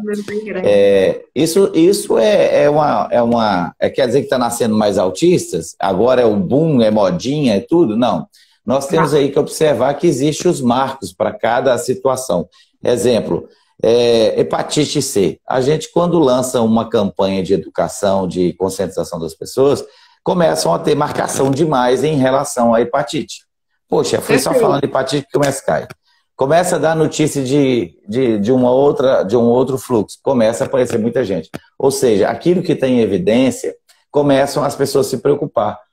Eu ouvi o cara falando esse negócio de hepatite. Será que eu tenho hepatite? Aí começa a procurar. Chega lá, bingo, tem hepatite. Ou seja, chegou informação, chegou aí acesso ao diagnóstico. O que a gente está precisando fazer enquanto política pública do autismo é que cada cidade conte o seu. Já que o país não teve, embora que agora em agosto, né, como você falou, vai começar o censo. Mas é importante que nós, ativistas, mas também a família autista, se engajem. Gente, nós precisamos estar junto. Se não estiver junto, nós não somos ouvidos nem vistos. Quando você vai conversar com alguma autoridade, que ele olha lá, quem é a próxima da agenda? É a Zeisa que está aí. Só a Zeisa? Tá bom, fala que eu estou em reunião. Quando ele abre a porta, ela fala assim, quem é a próxima? É a Zeisa. Ó, ela está com mais 300 mães. O quê? Peraí, vamos lá, chama fulano, chama o... Ou seja, existe. E eu falo muito isso, que governo e feijão só na pressão. Não tem outro jeito. As pessoas, ninguém vai bater na sua porta, autista ou não, ou outra PCD. Vai bater lá. Eu sou o direito, eu vim te abraçar que você me ganhou. Não é assim, não é esse romantismo. Ou seja, tudo é na porrada, a gente tem que aparecer, mas é no diálogo, a gente tem que ir para que a gente se estabeleça plenamente. Não vale abrir uma portinha de ambulatório e colocar ali o psicólogo recém-formado e falar que a cidade fornece tratamento. Porque para tratar o autista, para acolher o autista, para diagnosticar, tem que ter expertise. E para formar esse profissional, depois da faculdade dele, ainda se vai ainda 2 anos de especialização e depois ainda vai 2 anos de manejo. Só um psicólogo que tem uma especialização de neuro, de aba, é que tem 2 anos depois dele ter especializado, é que ele vai ter uma noção de onde que ele está. Antes disso, ele está aprendendo a trabalhar, a manejar, a executar. É lógico que eu estou falando isso com muito respeito a toda a categoria a qual eu me incluo, claro. Que é preciso. Eu estou com 6 anos já de diagnóstico. Hoje eu estou aprendendo, porque o meu filho saiu da primeira infância e está entrando na segunda infância. São outro comportamento. Aí ele tem gosto, ele tem desejo, ele tem vontade, ele tem comportamentos novos, ele tem repulsa, ele tem sensibilidade nova. Ou seja, eu estou tendo que aprender novamente a lidar com o mesmo autista em fases diferentes. Então, se eu sou um psicólogo que estou atendendo o Augusto desde os 3 anos, desde os 2 anos, agora eu estou tendo que ter ali um comportamento já de aversão ao autismo, que não quer falar de autismo, que não gosta de ser autista, que coisa é essa? E eu vou ter que entrar com esse assunto com ele, para ele fazer uma psicoeducação com ele, para ele entender o que é autismo e como aborda esse tema. Porque o autismo não é uma coisa que eu tenho que ficar balançando, eu sou autista! Não, é uma coisa desagradável. Existe complexo, existe negação, existe dificuldade de estar ali. Um adulto autista, por exemplo, numa menor crise, aparece chorando em praça pública. As pessoas logo falam, que cara estranho, que menina estranha. Então, ou seja, são comportamentos que ele não sabe aliviar, organizar e regular, e aí eles explodem. Pronto, está ali o autista. E nós, como ativistas, como conhecedores, estamos sempre prontos a, pera lá, vamos observar, vamos ajudar, e assim vai. Falo demais, né, Zeisa? Hoje a convidada é você, mas é você que fala, né? Eu não, mulher. Não, mas eu estou gostando de te ouvir, certo? Alguém perguntou aí se era mais diagnóstico. É porque, olha, não é que está nascendo mais. É porque realmente as pessoas estão com o olhar mais atento. Não é isso, Daniel? Sim, então, o sim. olhar mais atento. Tem profissionais que estão buscando saber. E outra coisa, como a gente vem fazendo esse movimento, que a gente fala mesmo, a gente é ativista mesmo, a gente chega, a gente fala, a gente conscientiza, a gente faz panfleto, a gente vai na TV, a gente briga, a gente fala dos direitos, a gente fala dos sinais, e aí as famílias vão acendendo uma luzinha. Sabe? As professoras são as primeiras. Quando seu filho chega lá e vê que o seu filho não interage com as outras, não acompanha os pares da mesma idade, ela, mãe, vem cá, pai, tem que levar essa criança no psicólogo, certo? Tem que buscar ajuda. E aí você vai na ajuda. Quando você chega na ajuda, você vai descartar ou você vai ter um diagnóstico. Você tem 2 opções, certo? É lógico, né? Que muita gente vai para ter o descarte. Não é que ninguém queira ser autista. Ser autista é bom, gente. É um jeito diferente de pensar, né, Daniel? Então, assim, é um jeito de ser, é um jeito de pensar, é um jeito de agir, certo? Cada um dentro do seu jeito. Eu não vou falar em limitação, porque limitação todos nós temos, certo? Todo tipo de limitações nós temos. Tem gente que não sabe pular. Eu tenho autista que pula. Tem gente que não sabe dar um chute alto. Eu tenho autista que dá um chute alto. Certo? Tem gente que não consegue fazer lá um movimento de karatê, que é difícil. Eu tenho autista que faz. E aí? Quem é limitado? Quem Né, é? Daniel? Eu fiz um Quem é? experimento. Ó, eu É. fiz um seminário lá em Brasília, lá no Ulisses Guimarães, lá naquele auditório. E eu quis levar um experimento, por quê? Todo mundo já ia falar o que é o autismo, certo? Todo mundo ia falar, autismo é isso, é isso, é isso. É o que está na literatura. Autismo é isso, é isso, é isso, é isso. Como eu já sabia disso, eu falei, gente, eu não vou fazer isso, eu vou fazer diferente. Eu falei assim, eu vou mostrar na prática, certo? Né? O que é ser autista e mostrar que quem tem limitação muitas vezes são as outras pessoas. E levei alguns exercícios que os autistas fazem, certo? E coloquei eles para fazer lá no palco. E chamei pessoas para virem. Vem cá, faz. Não deram conta. Muita gente não deu Uhum. conta, era um movimento simples. E aí, E o aí? autista que foi, ele aprendeu e sabe fazer, ou seja, ele tem capacidade e pode estar ali fazendo, né? Isso mesmo. Como identificar os sinais na criança de 2 anos? Olha só, lá na nossa página eu tenho lá um folderzinho bem simplesinho, eu posso te mandar depois também, tá? Existem vários sinais que você pode identificar, né? Se ele tá mamando no peito, tá te olhando, certo? Se ele interage quando você chama, se ele ouve, se ele vira para você. Tem vários sinais. Tá? O Aham. brincar, se ele dá função ao brinquedo, tá? Então, existem vários sinais. Aí, isso aí, Cacá eu tenho dificuldade. A Cacá aqui, vou chamar de Cacá. Então, existem vários sinais, Cacá, que podem ser investigados, tá? Um desses é esse que eu te falei. Peraí, fui eu que Zeisa, falei. Pedi que seja mais diagnóstico iniciado. Oi. é, você aqui tá dizendo aqui, uma menina, acho que você está lendo a pergunta também. Aqui em UD, quem deve Isso. procurar? UD é o quê? Uberlândia. Márcia, você quer procurar para ter diagnóstico, é isso? Se for para ter diagnóstico, você precisa, por exemplo, aqui na nossa instituição nós temos a Fabiana, que é psicanalista, ela é neuropsicopedagoga e ela faz a avaliação, ok? Ela avalia, ela tem 18 anos só de experiência, viu? Então, e ela também é mãe de autista. E o esposo dela também está dentro do espectro. Então, você vê que é uma pessoa que entende. Então, você tem que vir, marcar um horário com ela, para que ela possa fazer a avaliação. Diante dessas avaliações que vão ser feitas, aí, dependendo se for adulto, procura um psiquiatra. Se for criança, pode procurar o neuropedagogo, Meu pediatra. neurologista, neuropediatra Pediatra. ou o psiquiatra. Joia? Não, no Né? Até caso no aí, esse próximo caso precisa, porque quem diagnostica o autista é um ato médico, né? Nós isso. psicólogos, nós não podemos assinar o laudo, nós fazemos a hipótese diagnóstica e encaminhamos. Lá ele assinando esse laudo, você vai ter que voltar em quem entende de autismo, no caso a psicologia, a TO, a fono e se especializar. Porque quem vai manejar esse autismo e introduzir habilidades, repertório de comportamento de habilidades, é o psicólogo na sua psicoterapia. Ou seja, só tem duas técnicas para tratar de autismo. Tudo é muito e com continuidade, intenso e contínuo. Então não pode ficar 40 minutos num consultório. Isso não resolve a vida dele. Aí vai semana que vem e volta mais lá. Embora que isso melhor que zero.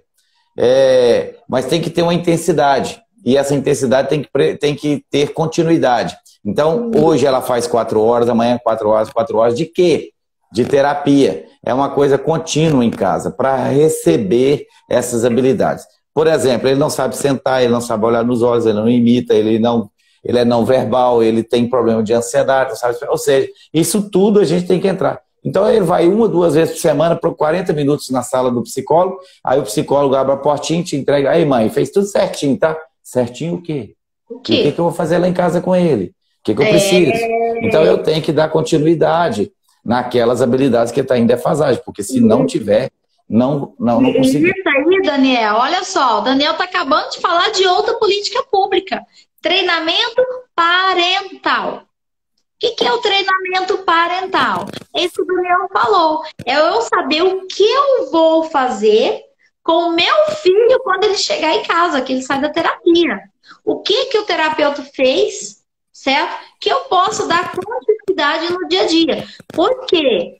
Quem fica 24 horas com seu filho é você. Quem dorme com ele em casa é você. Quem passa o final de semana com ele é você. Então, você precisa entender o que esse profissional está fazendo. O profissional está fazendo isso e isso. Ótimo. Então, o que eu posso contribuir em casa? Certo? E você dá continuidade. Olha como é que é renúncia, né, Daniel? É renúncia.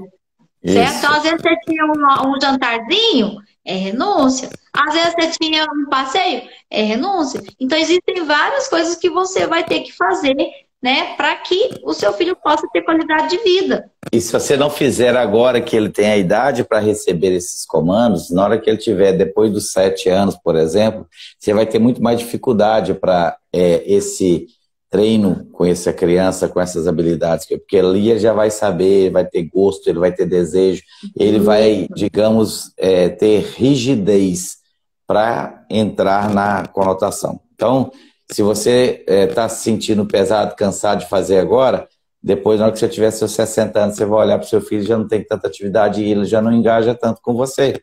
Já não sai do quarto, só fica viciado em algum jogo, em alguma... O meu só quer ficar no quarto, Daniel.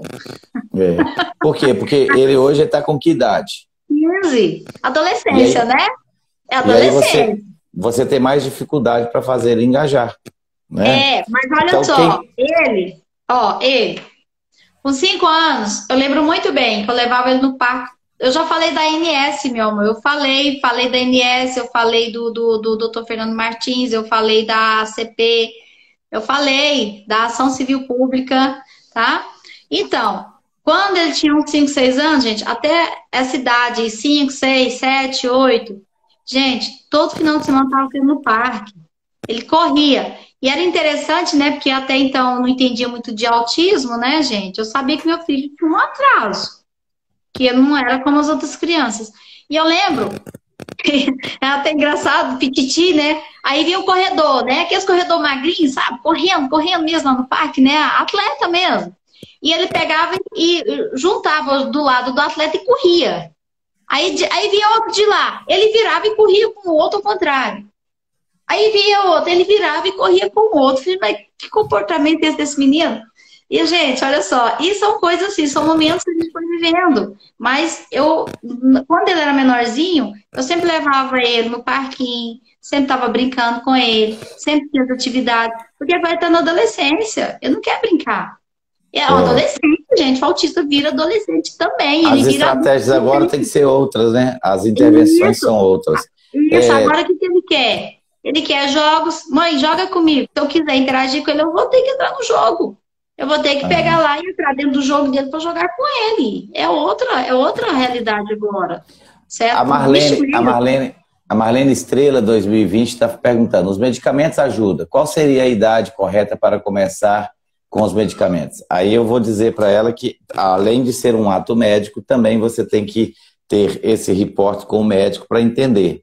Porque muitas das vezes a mãe fala, não quer que tome remédio não, porque vai viciar, vai ter esse... Então, muitas das vezes o remédio é a única salvação para esse comportamento disruptivo, dessa agitação,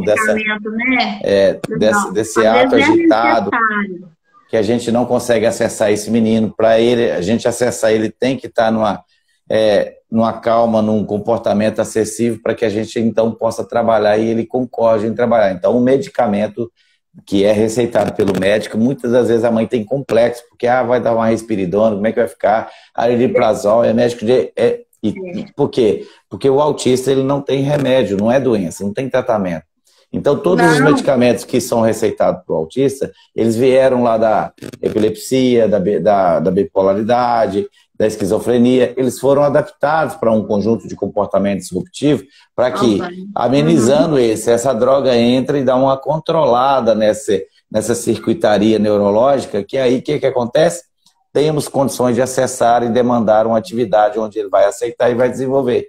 Então, o remédio é quando você está tentando aqui, tentando ali, a criança não dorme, a criança não participa, não engaja, é irritada, sempre com agitação, mordendo muito, chutando muito, batendo a cabeça.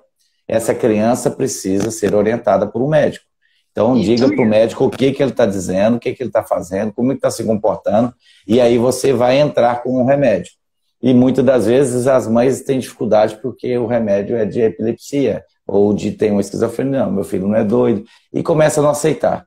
E isso a gente tem que ter um senso crítico muito apurado e esperar a orientação desse psiquiatra infantil, desse neuropediatra, para que ele conduza a dosagem certa, e aí você tem retorno. Se a dosagem não está fazendo efeito ou está deixando esse menino muito prostrado, leve para o médico de novo, até acertar essa dosagem.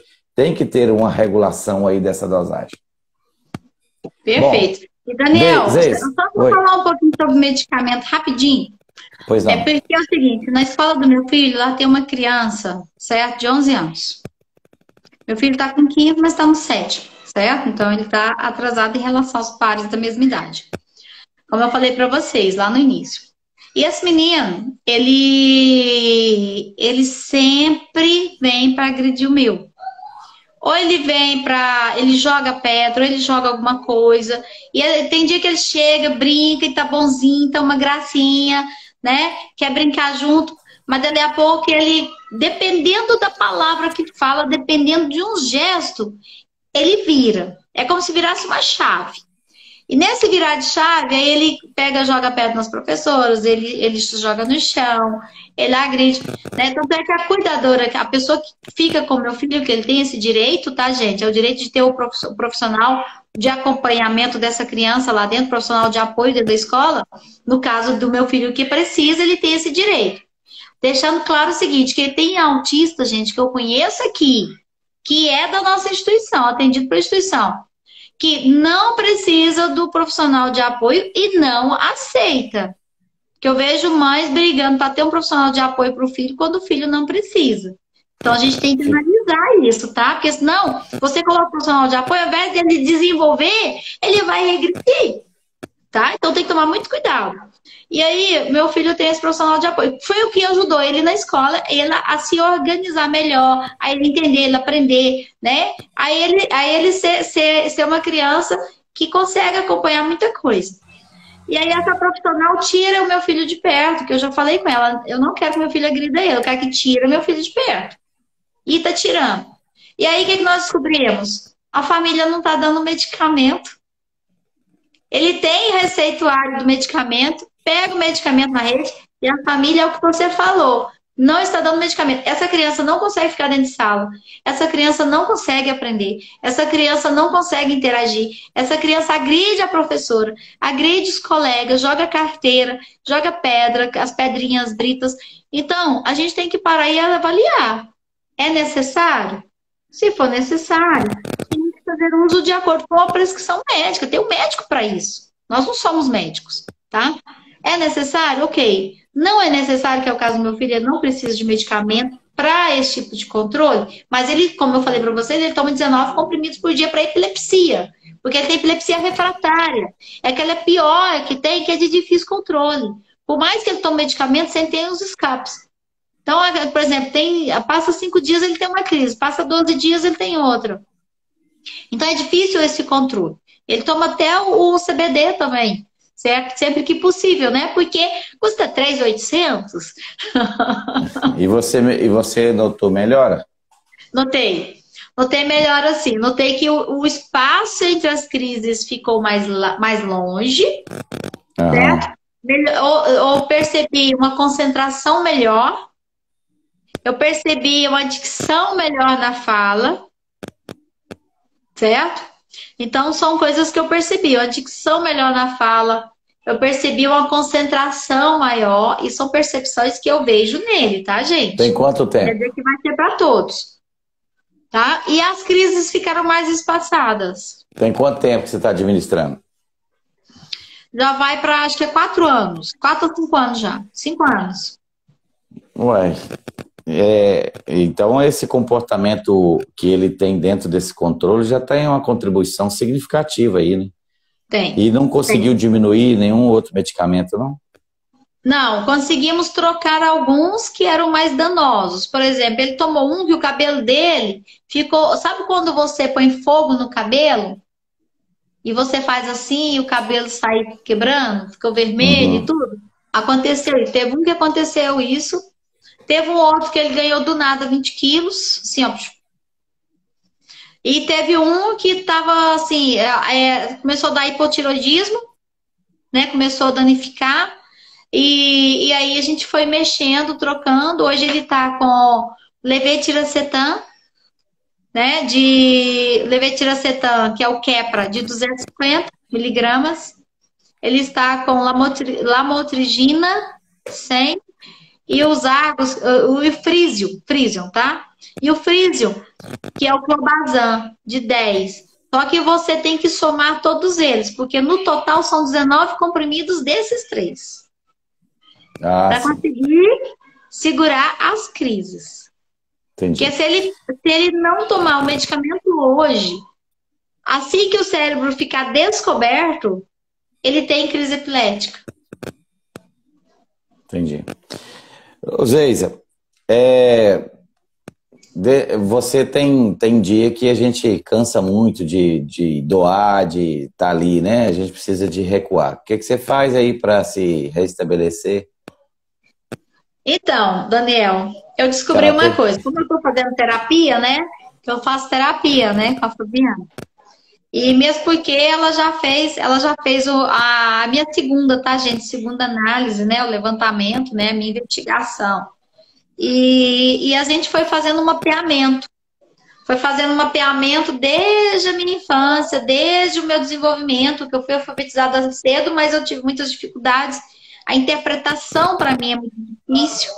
Então, muitas vezes, quando você fala coisas que, igual você brincou aí eu nem lembro mais a piadinha que você fez aí. Catitu fora da manada. Isso. Então, aí a gente tem essa dificuldade de compreensão.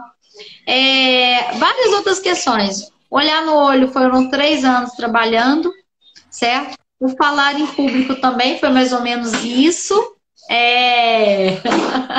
Há 8 anos, né, meu amor? Eu escrevi aí. Sim, muitas dificuldades, né? A gente foi vencendo. E hoje, na terapia, eu descobri, gente, que já vai fazer 1 ano que todos os dias de manhã eu estava com o mesmo padrão de manhã de comida. Eu não sabia, não tinha percebido, certo? Aí ela me mostrou isso. Eu percebi também os padrões que eu faço, as rotinas, e tudo meu tem que ser dentro daquilo que eu programei. Se eu saio, se eu tenho algo que não está ali escrito na agenda, certo? Eu tenho que sair, aí eu desregulo. Aí eu preciso voltar, muitas vezes eu fico até nervosa, eu fico ansiosa. Então eu estou trabalhando isso, certo? Então, assim, e o que eu descobri também é que eu simplesmente desligo. Então, quando eu tenho uma sobrecarga muito grande sensorial, muita sobrecarga, eu chego em casa, eu tenho um apagão, certo? Então eu desligo e ali eu fico mais ou menos 1 hora desligado. Aí eu volto. E a gente já conversou sobre isso. Aí agora ela arrumou para mim um material, eu também te amo. Ela arrumou para mim um material. Ô inveja, viu, Zeisa? Ela Ô arrumou um inveja. material para mim, certo? Acho que a Esse minha esposa nem material, tá na lá eu tenho live, uma viu? agenda. Lá eu A tenho minha uma esposa. agenda. E essa agenda, Daniel, eu tenho que seguir ela para poder não desregular, entendeu? E tudo que tiver que acrescentar, eu preciso acrescentar pelo menos com algumas horas antes ou dia antes. Senão eu não faço. Eu não faço. Quantas vezes no trabalho eu estava lá trabalhando, montava minha agenda, olha como é que a gente não entende a gente. E aí eu estava lá cumprindo minha agenda. Gente, isso eu trabalhando com qualquer um, até com o prefeito. Aí chegava às vezes, vai ter uma reunião agora, não sei o que, eu olhava na agenda, não tá na agenda. Na agenda é isso aqui. Não, mas não sei o que. Então vocês fazem a reunião, o cara tava bolsa embora. Embora. Assim, Daniel. Aí o pessoal falava, me chamava de esquisita. Não me chama de esquisita, né? Às vezes é esquisita, não esquenta não. Às vezes é esquisita. E aí, todos os meus trabalhos, gente, todas as empresas que eu trabalhei, eu era chamada de esquisita. Eu não sabia por quê, por conta dessa mania que eu tenho de fazer as coisas tudo assim. E eu sempre tive quadros na parede, papéis na parede, com tudo organizado. Sabe? Uma Entendi. loucura. E no caderno também. E aí, qualquer coisa que saísse da rotina, eu olhava assim, não, é isso aqui que tem que fazer. Aonde que é? Aqui. Eu catava a bolsa e ela fazia aquilo. Eu disse, Mas você não falou o que que você faz para dar uma fugida, então, uma então, piscina, ele falou aí, montanha. namora comigo. Ah, é? Mas é o que eu falei para você, né? Quando eu tô assim, com muita sobrecarga, né? E realmente eu tenho um apagão. Eu chego em casa, aí eu vou pro meu quarto, eu vou pro meu canto, certo? E eu apago. Eu preciso disso, eu tenho essa necessidade para me recuperar, para me repor, certo? Porque a responsabilidade é muito grande. Eu assumi responsabilidades, certo? Eu assumi responsabilidade com muitas famílias, com muitas pessoas. E essas responsabilidades, né, nos trazem uma obrigação, um dever. Então eu sei que eu preciso fazer, né? E quando você não consegue fazer, você também assumiu a responsabilidade muito grande. É. E quando você não consegue cumprir, você se fica frustrado, não fica? Nossa, mãe, demais a Você conta. fica muito frustrado. E essa frustração, às vezes, você nem dorme pensando nisso. Você fica remoendo, você vira à noite, você não consegue descansar, você não consegue desligar. Quantas e quantas vezes, gente, aqui na instituição, durante essa pandemia, só para você ter ideia, foram mais de 200 toneladas de alimentos que tivemos que correr atrás para entregar para as famílias, a instituição, a associação.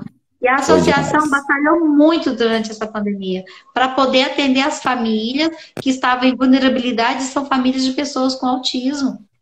É E muitas verdade. pessoas falam, a gente precisa de saúde. Não, gente, se não tiver alimento em casa, não adianta. Não adianta, não É. adianta você fornecer saúde exemplar para uma criança autista, dar o apoio para a mãe, se dentro de casa ela não tem um prato de comida. Se a casa dela, o teto dela está goteirando. Se ela está É, passando dificuldade em casa, não adianta. e, Então a é, gente precisa olhar o ser humano como um todo. e às vezes a pessoa ficava até sem graça, porque o alimento é o que falta, parece que a pessoa está muito, né, vulnerável, né? Ô, É. Zeisa, nós já estamos há 1 hora e meia conversando, ficaria aqui a noite toda. O que que vem... Sobressair sobre pressão, dessa pressão. Então, normalmente, só responder essa última pergunta, viu, Stephanie? Bispo 29. Então, Stephanie, eu aprendi, certo, a buscar alguns atalhos. Então, por exemplo, esses atalhos, como eu faço karatê, então eu tenho uma válvula de escape. Já aconteceu de eu ficar fazendo o mesmo movimento 6 horas. Mesmo movimento de karatê. 6 horas. E aí eu saí de lá assim, chega a cair no chão. Isso me faz assim, a me reorganizar. Então eu consigo dar sequência naquilo que eu preciso fazer. É como se eu lavasse o meu cérebro, sabe? É como se você pegasse, né, e fosse lá e limpasse. Tá cheio de riscos, cheio de rabiscos. Aí você vai lá e passa a borracha, não fica tudo branco de novo? É mais ou menos isso, certo? Pra você tentar entender. E aí, o fazer a arte marcial me ajuda muito, certo? A sair, a me organizar com essas pressões. E quando tem muita pressão, muitas vezes eu vou para um canto, eu espero um pouco. Muitas pessoas nem percebem isso, certo? Então, eu vou para um canto, eu me reorganizo, eu fico em silêncio e eu preciso de silêncio, certo? Eu preciso muito do silêncio. E aí eu fico em silêncio, eu consigo me reorganizar. De manhã, por exemplo, quando eu levanto, eu não gosto que conversem comigo. Eu só falo bom dia, sento para tomar o café. E esse momento comigo, eu vou passando ali no cérebro tudo que eu preciso fazer. Tudo que eu preciso fazer. Isso aí foi técnica que eu aprendi, tá? Isso aí eu não sabia fazer. Eu aprendi com a psicóloga, né? Então foram técnicas que eu aprendi. Então, de manhã, Ficar. Sou meio, sou brava, sou brava. De manhã eu sou brava. Então eu Ó, preciso já silêncio. mudou do eu te amo para bravo. Vamos parar com Ah, essa. não, nada de DR. E aí, então, isso faz com que eu me organize pro resto do dia.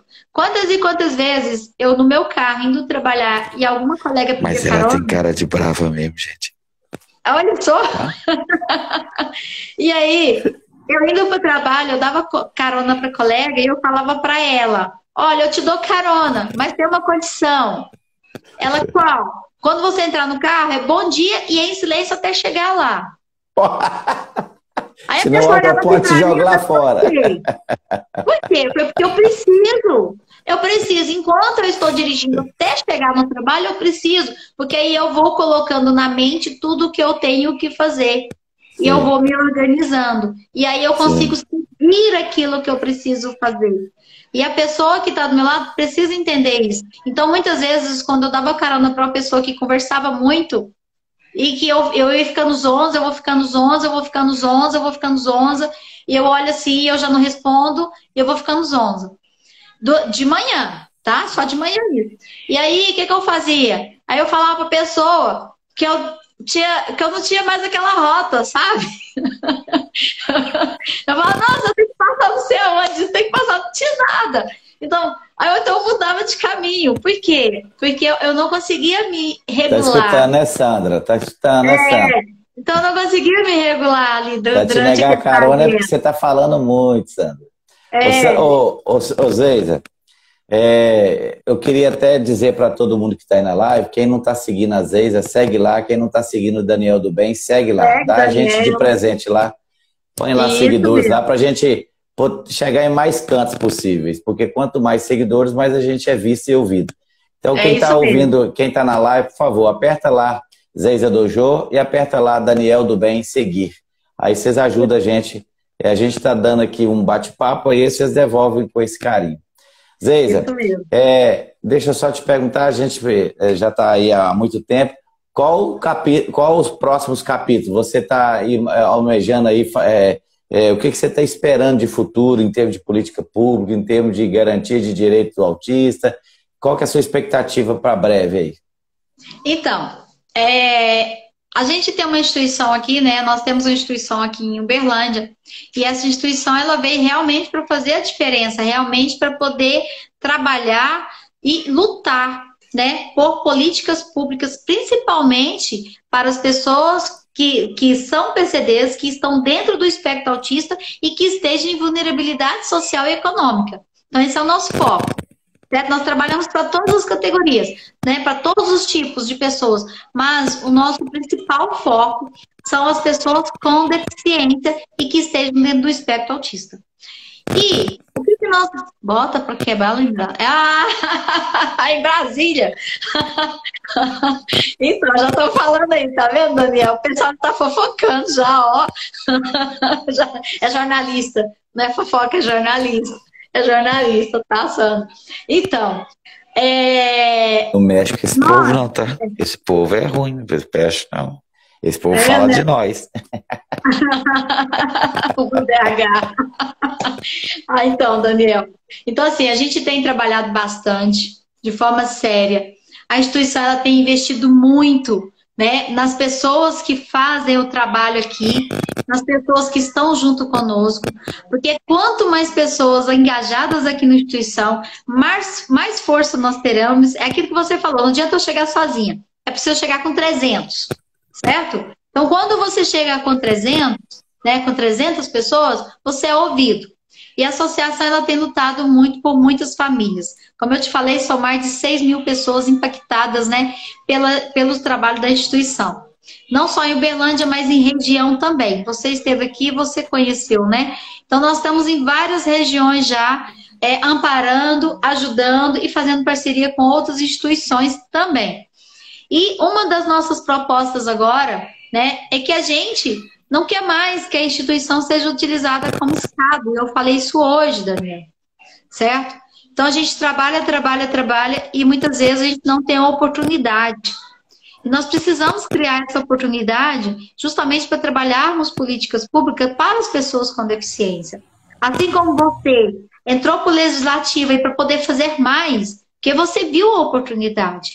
Então, quando te deram a oportunidade de fazer o seguinte, Daniel, você hoje é pai de autista, tem uma instituição. Só que você precisa ir para o legislativo, Daniel. Não foi isso que falaram para você? Você precisa ir, certo? E você precisa fazer por nós. E o que o Daniel fez? Levantou-se, foi lá e hoje está fazendo. Eu tenho certeza que vai fazer muito mais, Daniel, muito mais, certo? E a mesma coisa, às vezes eu dou jogo aqui, certo? Então, hoje eu tenho uma proposta assim, certo? Eu quero, né? Eu preciso, nós precisamos de pessoas que realmente sejam protagonistas, que realmente entendem e que saibam o que é ser ou ter pessoa com deficiência em casa, o que é ser ou ter as dificuldades que passamos. Então, essas pessoas que são protagonistas, assim como eu, assim como o Daniel, nós precisamos dar um passo maior. E agora nós estamos dando esse passo maior, certo? Que é essa pré-candidatura agora, né, Daniel? Né? Que você sabe muito bem disso, que é essa pré-candidatura, né, rumo à BSB, e como disse a nossa colega Francis, que ela está falando toda hora aí, certo? Né? O que a menina colocou aqui? Boa noite, você também? Não. Então, Irene, vamos responder as perguntas depois. Você quer mandar para a gente no nosso... depois que o Daniel vai salvar a live. Eu vou copiar a live, vou colocar ela lá no nosso Insta também, certo? E aí vocês podem fazer as perguntas, tá bom? E a gente vai respondendo, né? Ou no direct. Pode ser, né, Daniel? Olha, vou só falar o que a Irene está dizendo aqui. Isso vai depender muito da intervenção que ele está tendo agora. Você tem que preocupar em entrar com atividade de vida diária, dar a ele todo o suporte, fazer essa base, para depois a gente exigir dele o seu sustento. Então, terapias, aprendizado, arrumar a cama, lavar a casa, fazer sua comida, lavar sua louça, limpar seu banheiro, atividade de vida diária, para que ele possa saber empreender, trabalhar com ele com recompensa. Não, vamos fazer isso, depois a gente faz isso. Se você fizer aqui, a gente faz lá depois. Ou seja, tem que ter o manejo, tem que ter o manejo. Mas, Zeisa, realmente essa pegada é muito forte e necessária. Eu só tenho um motivo para estar onde eu estou. Eu já estou bem definido, eu já escolhi o lado que eu estou. É da família autista, da família PCD. Então, portanto, a gente hoje a gente não tem dúvida nenhuma que com a minha eleição, eu subi o debate do autismo na minha cidade e na região. Portanto, a gente precisa permanecer com a mesma garra para que a gente seja visto, ouvido e acolhido.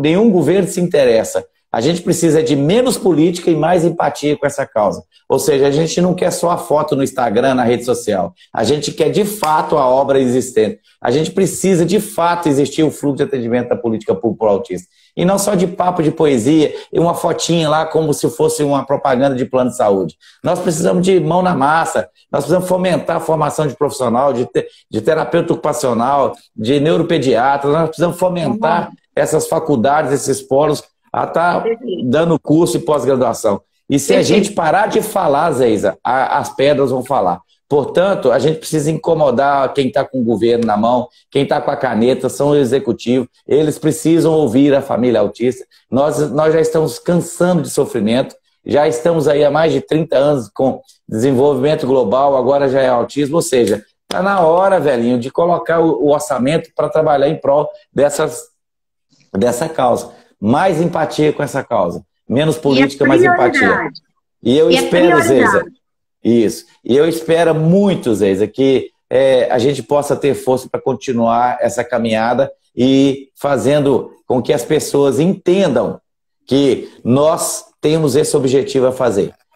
Realmente startar política pública, centro de referência, capacitação, formação, professores capacitados para acolher. Isso aí, ou seja, que ele está falando, tá vendo? Ó, centro de referência, professores capacitados, certo? E também oportunidades. Se você tem uma casa do autista, um centro de referência de verdade, lá você vai ter capacitação para o seu filho. Se seu filho tiver capacitação, certo? Ele vai conseguir sim, dentro das possibilidades dele, entrar no mercado de trabalho. Aí vem as oportunidades. Eu quero até te falar uma outra coisa para ajudar nisso. Se você está fazendo terapia, você pode observar que a sua terapeuta ela já sofreu um trauma, uma dor. Por isso ela entende da sua dor. O bom terapeuta é aquele que passou por um prisma desse jeito. E eu quero dizer para você que o bom governante, o bom, se ele não tiver sensibilidade, ele vai ter que sair dali. E outra, eu acredito muito nessa máxima, que só vai fazer quem tem um filho autista. Só vai olhar quem tem para a causa autista, quem conhece a causa autista. Então, você que é pai, você que é mãe, eu que sou pai, nós temos essa vivência. Então, por isso que a gente precisa. Junte-se a nós temos lá no Congresso a bancada da bala, bancada evangélica, bancada ruralista. Nós temos que ter a bancada do autista, gente. Nós precisamos de pessoas. Estar na mesa, nós não podemos falar disso se isso não estiver presente. Porque nada sem nós. Como é que você vai definir política pública para o autismo se não tem a mãe lá presente, se não tem o autista lá presente? Como é que vocês vão saber o que é isso? Então tem gente, muita gente decidindo para o autista sem saber nem onde passa. Sem saber o que é. Olha só, então, você tem ideia. Eu acho que é por aí que a gente tem que entrar. Nós estamos com um projeto, certo? Que eu não vou citar nome, mas nós estamos com um projeto para colocar o laço do autismo nas placas de prioridade. Eu não te falei que nós colocamos isso em 2019? Todas as placas de Uberlândia têm prioridade. Tem, tanto na rede pública e privada, qualquer atendimento que você vai, lá está o lacinho do autismo na placa. Certo? Sim, sim. E tem um projeto aí que eu pedi lá para mexer lá, tramitando, para poder colocar o laço. PG, mas o laço já tá, gente. Vamos estudar. É a mesma coisa de eu fazer uma lei para cadeirante, sendo que eu não sou. Certo? Eu fazer uma lei para quem tem deficiência visual, sendo que eu não sou. Não, eu vou fazer só um adendo. Ok, a sua sabedoria no sentido de condução do autismo é muito maior de qualquer um que não tem. Porém, as pessoas podem sim fazer as leis, porém não quer só a foto, só a politicagem, o dono da lei, o cara que salvou os cadeirantes, os caras que fez para os autistas. Isso é por demais, nós estamos sendo usados, sendo plataforma de subir, para trampolim, né? Ou seja, vem tirar foto, olha aqui, uma cena que me marcou muito, no dia 18 de junho, é dia do Orgulho Autista, aí nós fizemos aqui a caminhada aqui em Patinga, a caminhada do Orgulho Autista. Aí, muitos estiveram lá, tiraram a foto, eu apoio essa causa! Aí... Não fizeram nem o trajeto da passeata. Dali mesmo foram embora, mas nas redes dele, estava ele lá fazendo vídeo, que a gente precisa, que a gente faz, que a gente apoia, que a gente acolhe. Fatavina. Então o que a gente precisa é acordar. Nós temos condições de fazer sim uma escolha bacana para que a gente possa ser de fato representado e não só de papo de poesia. Né? Perfeito. Então, bom, a gente já está ficando meio indignado. E eu preciso encerrar porque... sai na briga com todo mundo.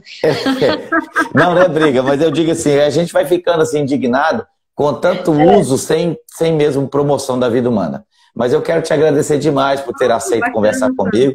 Quero te dizer que nós estamos nisso juntos, nós vamos conversar depois entre nós lá, para a gente mais ou menos que ver estratégias. Eu quero te parabenizar pelo exemplo de pessoa que você é, pela mãe que você é. Quero te parabenizar pelo projeto Zeiza Dojo, pela coragem de servir o próximo como boa samaritana.